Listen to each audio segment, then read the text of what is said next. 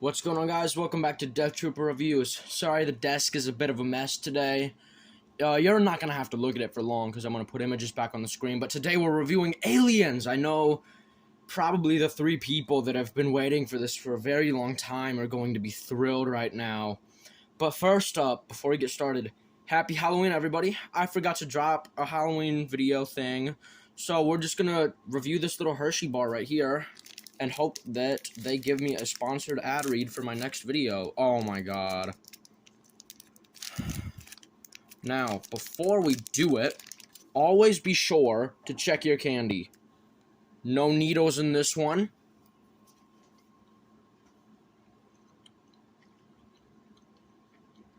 Yeah, it needs more research.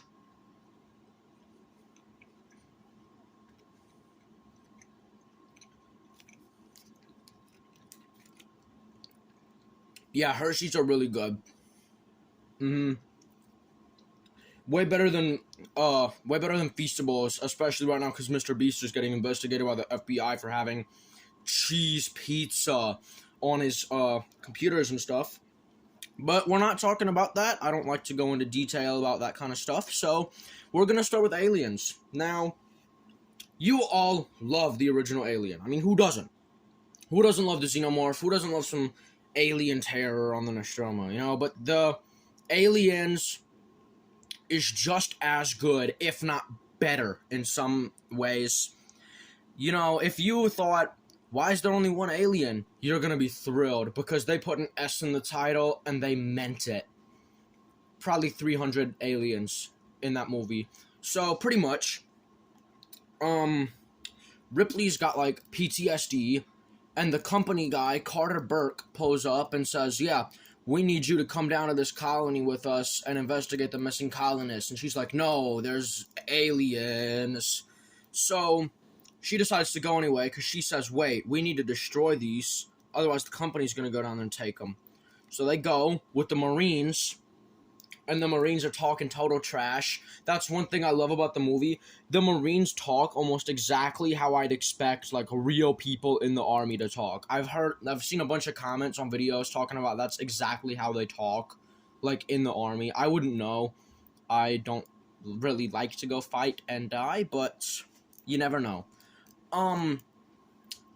Yeah, so they go to LV-426, to the, terraforming deck, the terraforming area, and the colony's totally deserted. Obviously, you know, it's an alien movie, but it's totally deserted, and the Marines go in there, they find the hive, and a chestburster scene happens, and it's really gruesome, and they burn the chestburster alive. Then the aliens say, I'm done playing, and the aliens pull up, and they kill, like, half the Marines, put another bunch of them in, like, face-hugging stuff. The only ones that survive barely survive. And we're not really going to be going into detail about the Marines. We're going to talk about Hicks and Hudson, mainly, when it comes to the Marines. Because a lot of them die early on. They're kind of side characters. We'll be talking about Bishop, too, if you count him.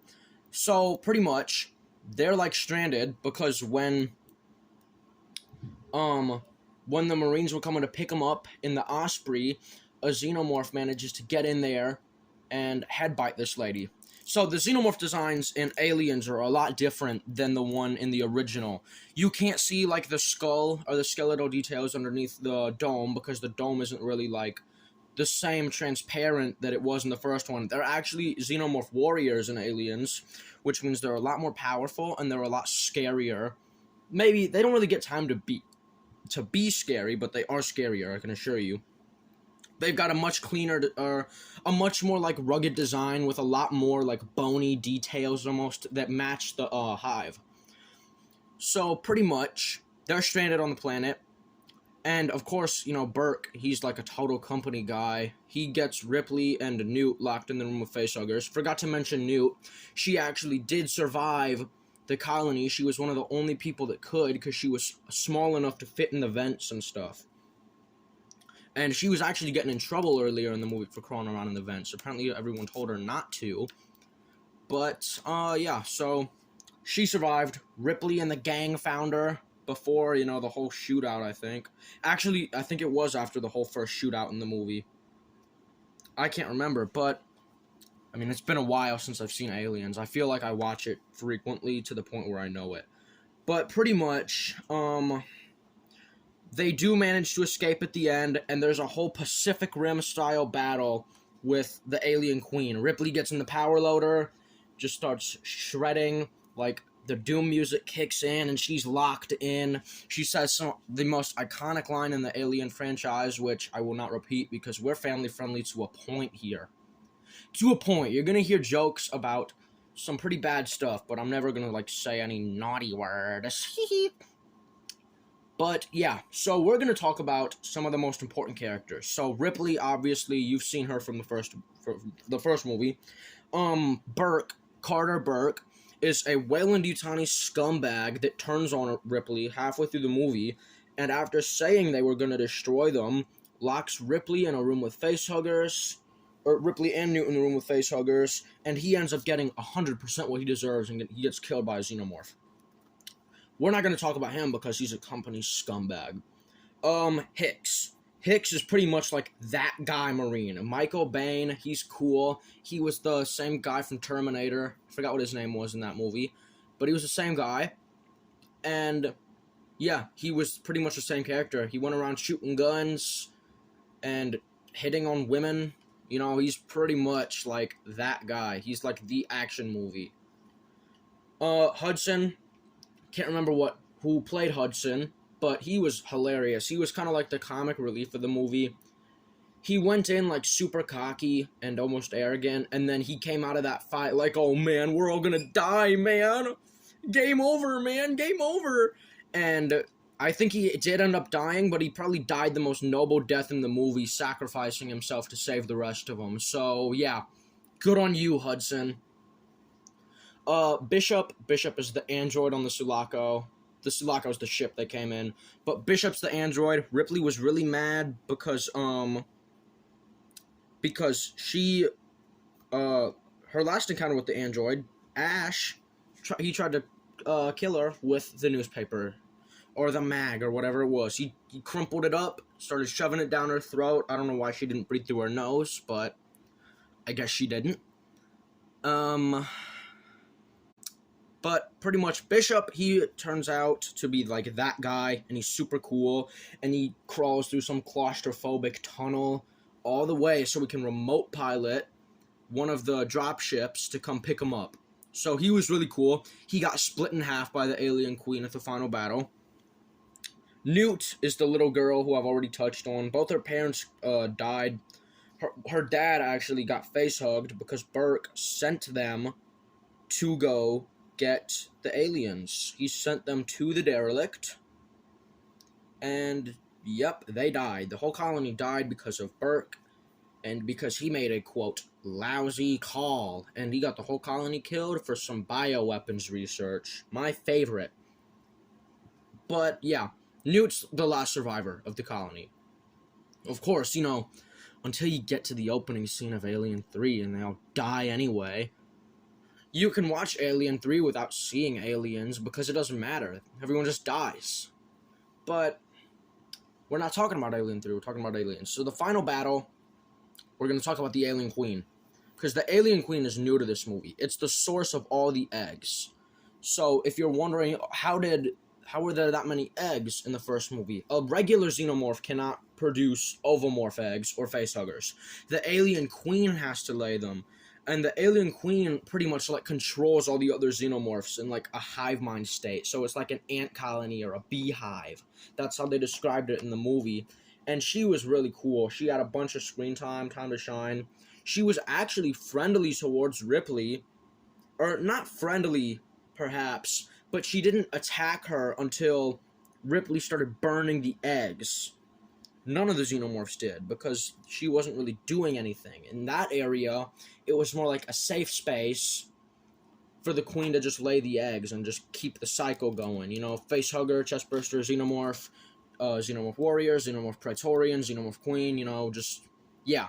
But the xenomorph queen is 100% a welcome addition to the franchise. Just as much of a welcome addition things like the dog alien or the newborn are. Or not the newborn, sorry, the offspring. The newborn is a little bit stupid.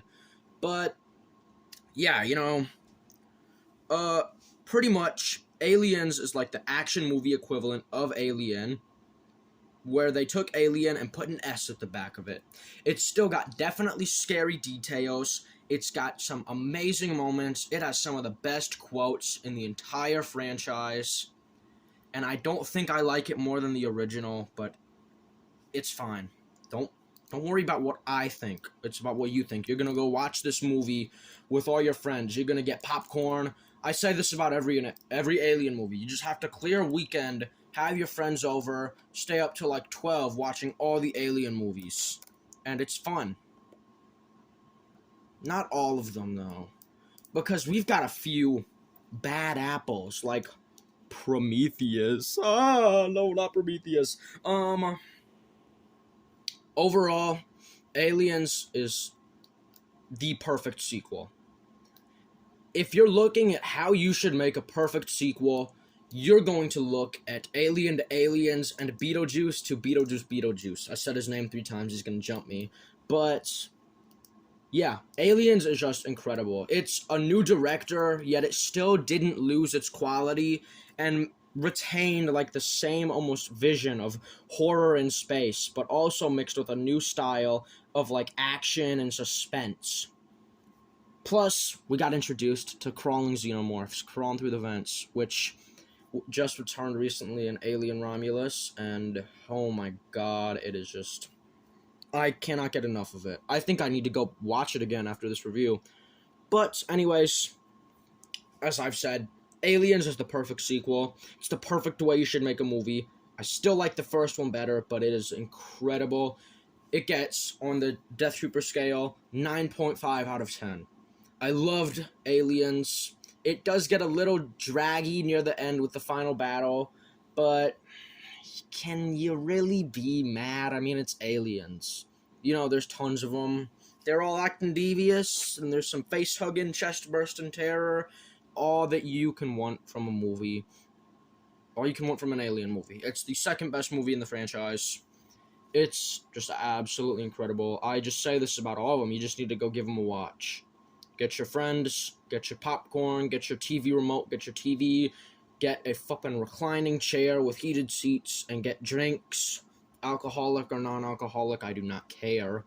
But, yeah.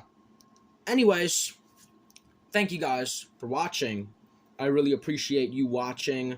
I'm sorry that this video has been put off for so long, but don't worry, we've got a lot more videos coming soon, maybe another upload tomorrow, and, I always drag out the outros for too long, so thank you guys so much for watching, and I will catch you on the next one. See ya!